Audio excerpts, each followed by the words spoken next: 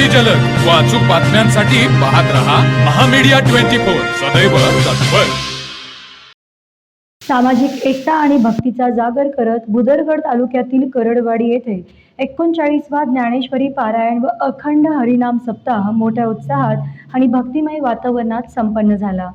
सप्ताहाच्या पहिल्या दिवशी अत्यंत मांगल्यात दीप प्रज्वलन, मूर्तीपूजन, जगद्गुरु तुकाराम महाराजांच्या आशीर्वादाने समाजात सामाजिक भावना वृद्धिंगत व्हावी या उदात्त हेतूने या सोहळ्याचं आयोजन करण्यात आलं होतं। या 7 दिवसांच्या काळात महाराष्ट्रातील नामवंत कीर्तनकारांनी आपल्या अमोघ वाणीतून प्रबोधन केलं।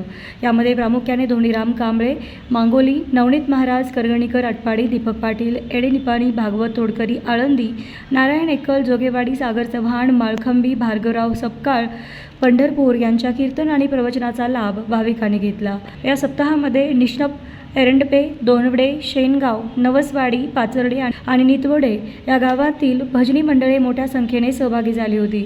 सप्ताहाची सांगता गावातून दिंडी काढून आणि महाप्रसादाचे आयोजन करण्यात आले।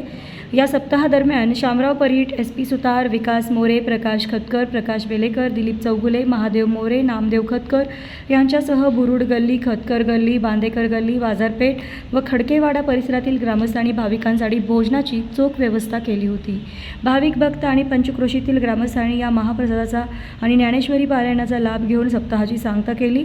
39 वर्षांची ही परंपरा करडवाडी ग्रामस्थांनी अत्यंत शिस्तबद्ध पद्धतीने जपली आहे। तर मग चला सबस्क्राइब करायला विसरू नका महामीडिया 24 न्यूज चॅनलला। महामीडिया 24 सदैव तत्पर।